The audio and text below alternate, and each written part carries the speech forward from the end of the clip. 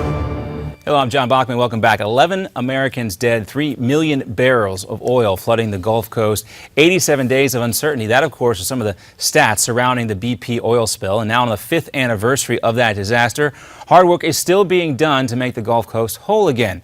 Colin Omar, President and CEO of the National Wildlife Federation, sat down with J.D. Hayworth to discuss just that. I think there are some things that are improving, but wildlife is still suffering 5 years later.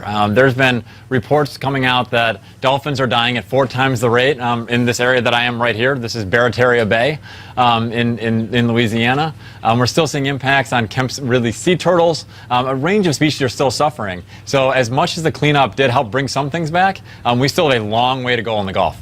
Colin, as I understand it, BP, along with federal and state officials, just announced tentative approval of an additional $134 million in restoration projects. I understand BP already set aside $1 billion, that's billion with a B, but even with that kind of spending, is it just too little, too late in your estimation? Yeah, so the billion they set aside is for some early penalties and some early kind of agreements that were reached. They're actually facing a $13.7 billion judgment right now in Louisiana. There's a court case for fines under the Federal Clean Water Act.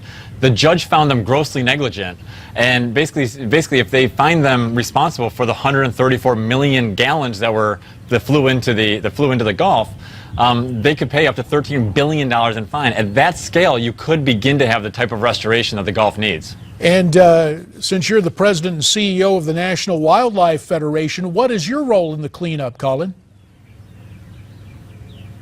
So we help make sure that we're working a lot of the state agencies right now to make sure restoration projects make sense for the Gulf. We're also collecting a lot of the scientific data, making sure we're sharing it with the public. The federal agencies right now are actually in the damage assessment, so there's not a whole lot of information coming out from the federal agencies.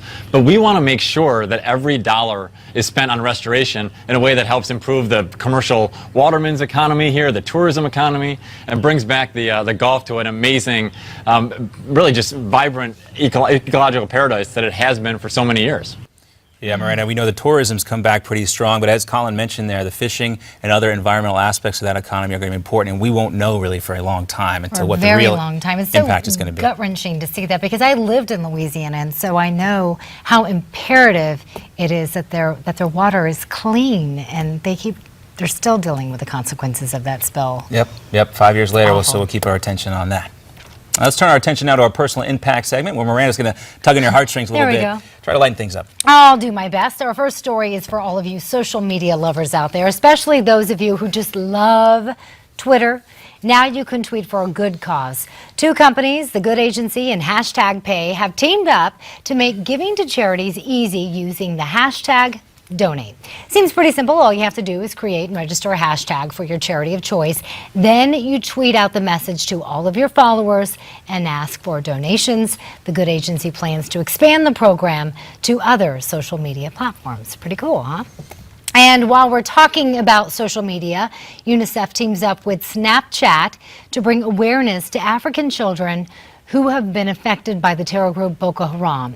Snapchat artists and UNICEF members are working together to create images based off of drawings from children living in West and Central Africa. A UNICEF manager says members help the children work through trauma that they've experienced. And Miranda, the band Foo Fighters turned to an independent record store into a concert venue over the weekend. This is all part of Record Store Day, and a great story here. The band took over a strip mall in the hometown of Dave Grohl, Warren, Ohio, playing for about 150 fans. The store's owner, Jeff Burke, says it was the greatest day of his life. Many fans who waited overnight to snag those tickets, according to the local paper there, said they felt the same way. The band's guitarist and singer, Dave Grohl, gave one lucky fan a guitar pick, and Amy Roniak said she can't afford the cost of most concert tickets nowadays, so she went to get them online. And then she heard about the concert and actually got to see him in her hometown I love it when they do as that. well. I saw an interview with Dave Grohl. He said, you know, we were going to play in Los Angeles somewhere, and then we said, you know, the idea of this is go to these small record stores, and no better place than to go to your hometown. Of course, this all happening because of the Rock and Roll Hall of Fame inductions over the weekend. Ringo Starr and Green Day.